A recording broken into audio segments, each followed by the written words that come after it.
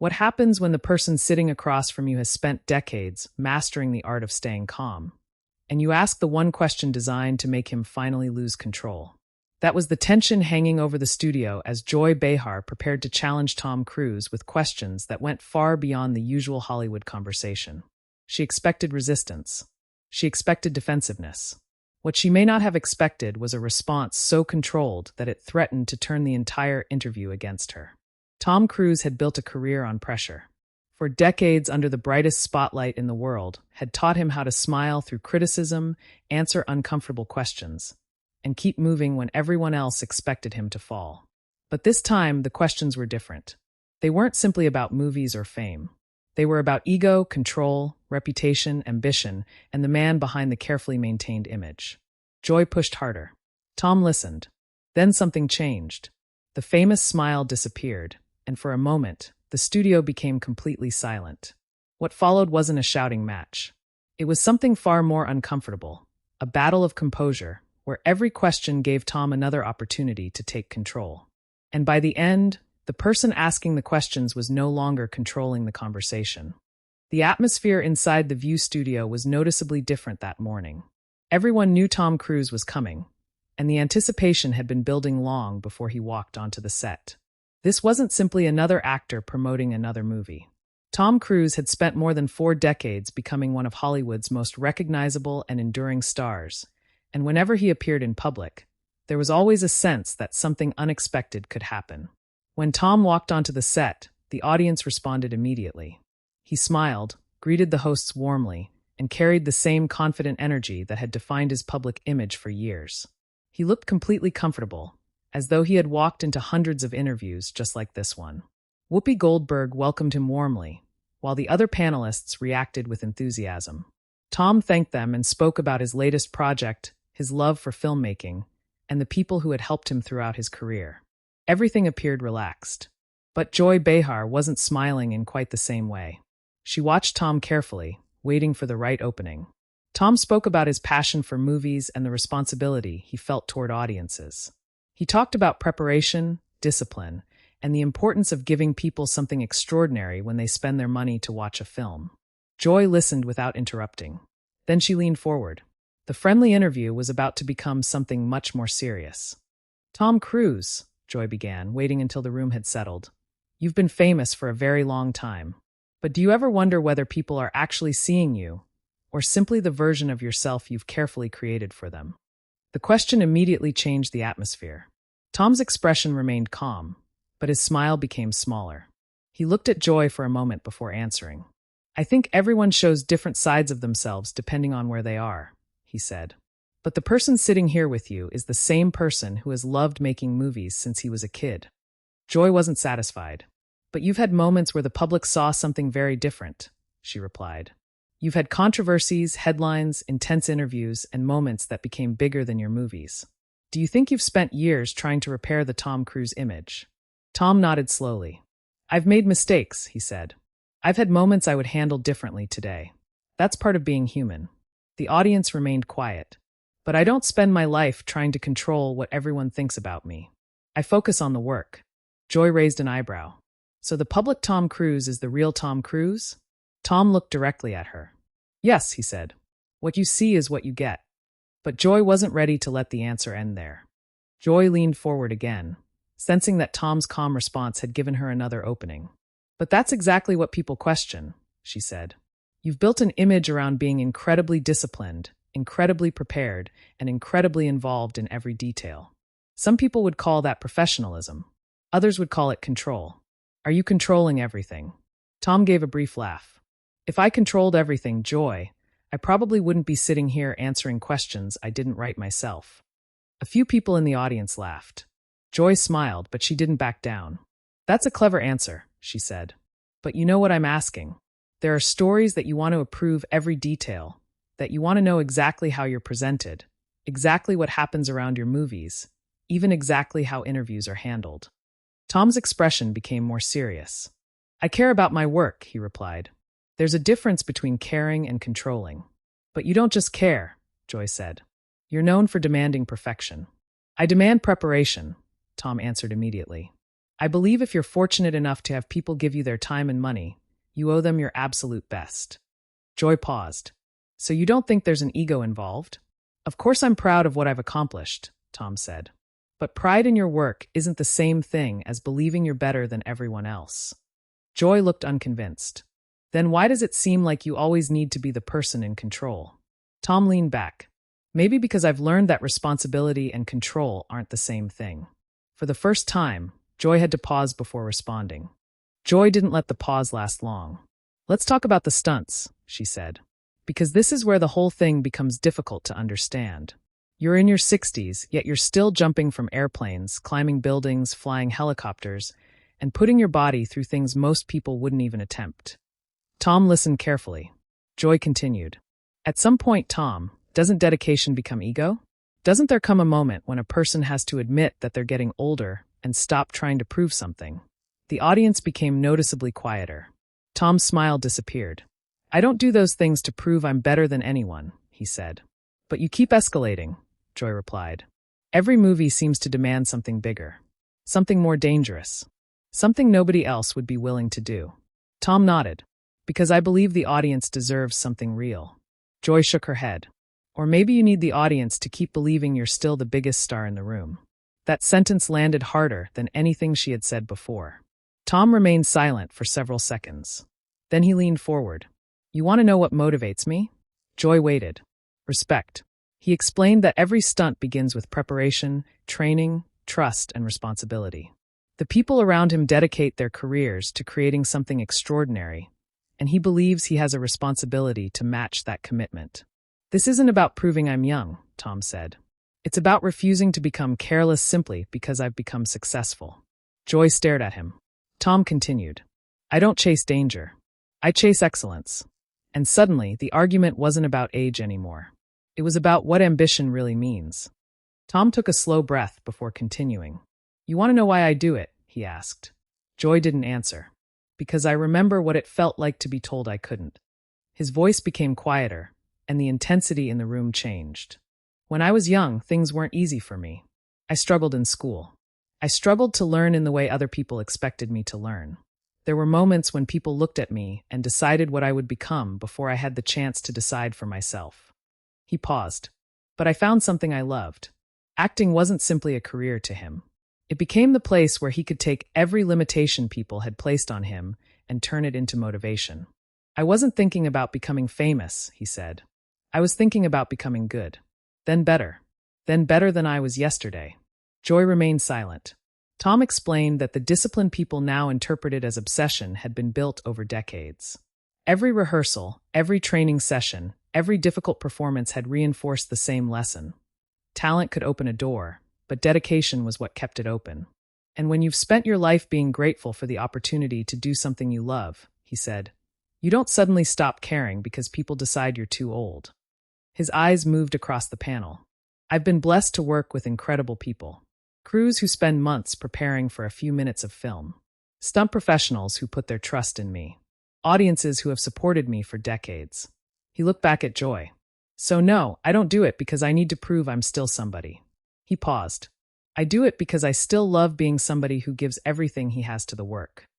Joy appeared ready to move on, but Tom's answer had changed the balance of the conversation. He was no longer simply responding to her questions. He was defining the terms himself. Joy tried to redirect him. But Tom, isn't there a point where your dedication becomes unhealthy? When the need to be extraordinary becomes more important than simply being satisfied? Tom looked at her calmly. Who decides what is enough? Joy hesitated. Society, she answered. Exactly, Tom said. And society changes its definition every 5 minutes. The audience reacted with scattered laughter. Tom continued. One day you're told to work harder. The next day you're criticized because you work too hard. One day people celebrate ambition. The next day they call ambition insecurity. Joy attempted to interrupt, but Tom gently raised his hand. Let me finish this. The room went silent. I've spent 40 years being told what my motivations are. I've been told I'm too ambitious, too intense, too controlled, too emotional, too private, too public. At some point, you realize that if you spend your entire life trying to satisfy every interpretation of you, you'll never actually live your own life. Joy stared at him. Tom leaned forward. You asked whether I'm controlling everything. No, but I do control one thing. What? How I respond. That answer landed differently. He wasn't angry. He wasn't defensive. He was simply refusing to let the conversation define him. And right now, Tom said, I'm choosing not to apologize for caring about something I've dedicated my entire life to. For the first time, Joy seemed to realize that the interview was no longer about exposing Tom Cruise. He was turning the questions into his own platform. Joy wasn't ready to surrender the argument. But isn't it convenient, she said, to turn every criticism into proof that people simply don't understand you? At some point, doesn't a person have to look in the mirror and ask whether the criticism is justified? Tom's expression tightened. I've asked myself that question many times. Really? Yes. Then what did you discover? Tom paused. That I'm responsible for my choices. Not for every story someone tells about them. Joy shook her head. But you've built an enormous career around being admired. Tom looked directly at her. Everyone who creates something wants it to matter. That's not what I mean. I know what you mean. The room became silent. Tom leaned forward. You're asking whether success has made me obsessed with being seen as successful. Joy nodded. Tom took a breath. Then let me ask you something. Joy waited. After all these years of asking people what they've done wrong, what have you built? The audience reacted immediately. Joy's expression changed. Tom continued, his voice controlled. What have you created that people will remember when the arguments are forgotten? What have you spent decades working on because you believed it could mean something to someone else? Joy opened her mouth, but Tom continued. I'm not asking because I think I'm better than you. I'm asking because you challenged me to explain my legacy. He gestured toward himself. My answer is the work, the films, the people I've worked with, the audiences we've entertained, the experiences we've created. He paused. So if you're asking me what I've built, that's my answer. Then he looked directly at Joy. What will your answer be? The silence that followed was heavier than any argument that had come before. Joy immediately pushed back. My job is to ask difficult questions, Tom. I'm not here to make you comfortable. Tom nodded. And I respect that. Then why are you reacting like this? I'm not reacting, he said calmly. I'm responding. Joy frowned. You walked into this interview knowing you'd be challenged. I did. Then what's the problem? Tom looked at her for a moment. The problem isn't the questions. It's the assumption behind them. The studio became quiet again. You asked whether my work comes from ego. You asked whether my discipline is about control. You questioned my motivations, my choices, and ultimately who I am. Joy leaned forward. Because people deserve to know.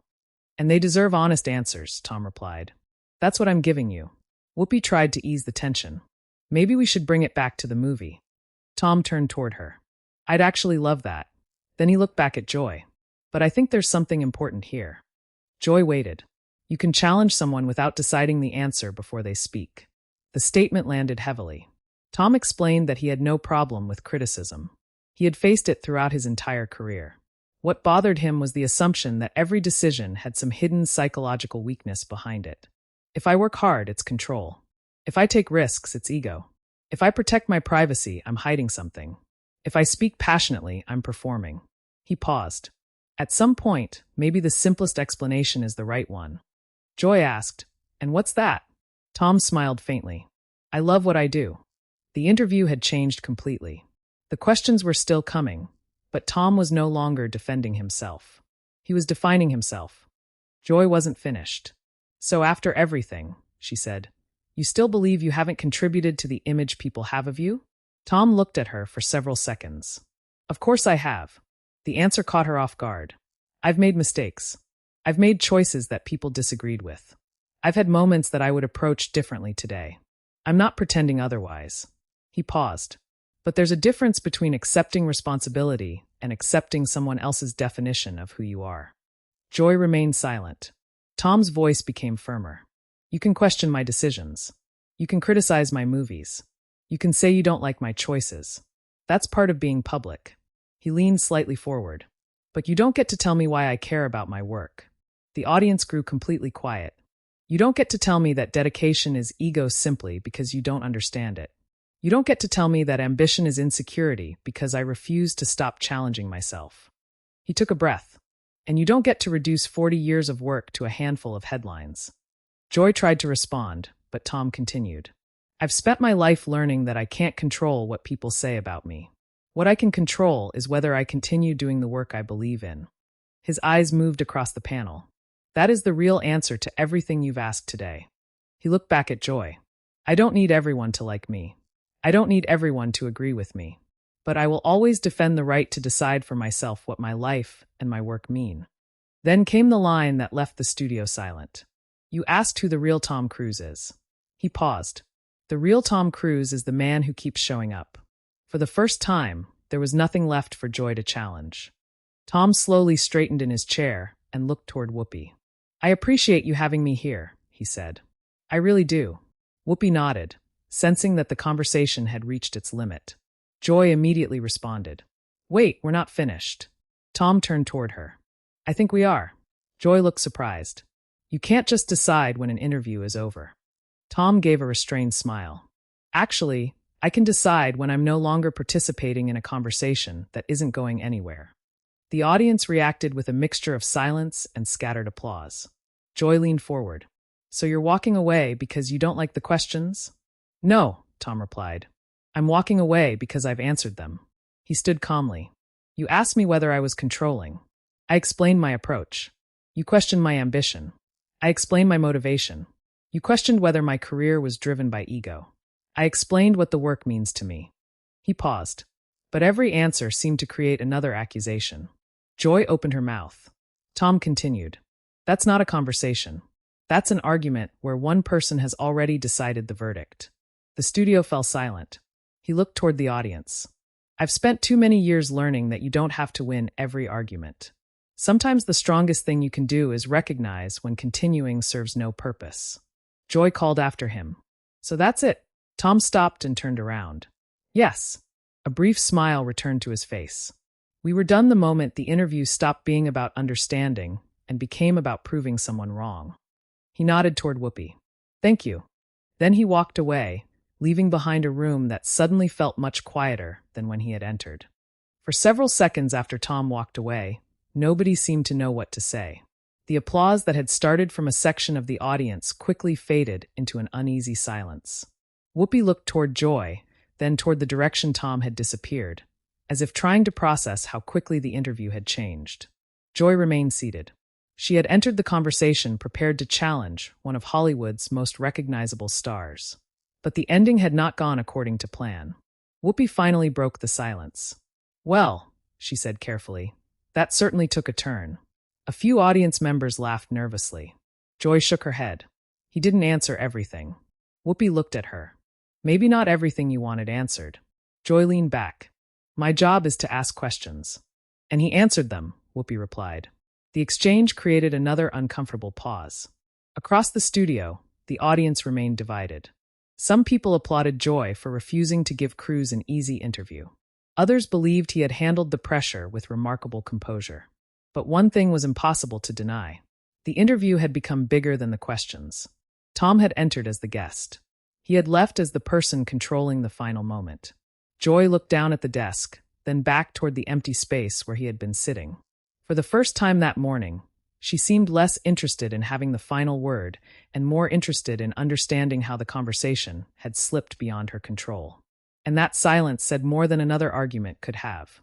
By the time the interview ended, the confrontation had already begun taking on a life of its own. Within hours, viewers were debating the exchange across social media. The question wasn't simply whether Joy Behar had asked fair questions. It was whether Tom Cruise had managed to turn an aggressive interview into a moment of control without ever raising his voice. One response kept appearing again and again. He never lost his composure. Others disagreed.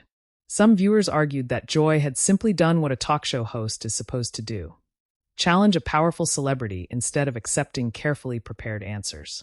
They believed Cruise's decision to walk away proved that the questions had finally reached something he didn't want to discuss. But another group saw the moment completely differently. They argued that Cruise hadn't walked away because he was defeated. He walked away because he believed the conversation had stopped being productive. The most replayed part of the confrontation wasn't a shout, an insult, or an explosive outburst. It was the silence.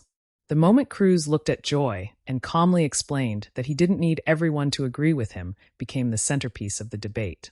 People began discussing his composure, his career, and the difference between confidence and defensiveness. Suddenly, the story wasn't just about Joy challenging Tom Cruise. It was about what happens when someone refuses to react the way you're expecting them to. And that was precisely why the confrontation became so difficult for viewers to forget. By the end of the confrontation, the most important question was no longer whether Joy Behar had asked the right questions. It was whether Tom Cruise had understood something that many people only learn after years of living under pressure. You cannot control every opinion, but you can control how you respond to it. He didn't win by shouting louder. He didn't win by insulting Joy. And he didn't win by pretending criticism didn't matter. He won the moment he stopped allowing someone else to define his intentions for him. For decades, Tom Cruise had been analyzed, questioned, praised, criticized, and reduced to individual moments. Yet beneath all of that remained a simple explanation for his extraordinary career. He cared deeply about his work. That doesn't mean every decision was perfect. It doesn't mean every criticism was unfair. But it does mean that ambition doesn't automatically equal insecurity, and dedication doesn't automatically equal ego. Sometimes a person simply loves what they do. The real victory came when Cruise understood that he didn't need to convince everyone in the room. He only needed to remain true to his own answer. And perhaps that was the most uncomfortable lesson of the entire confrontation. When someone tries to provoke you into losing control, the strongest response isn't always anger. Sometimes it's clarity. Sometimes it's composure. And sometimes the most powerful way to end an argument is simply to refuse to let someone else write the final chapter of your story.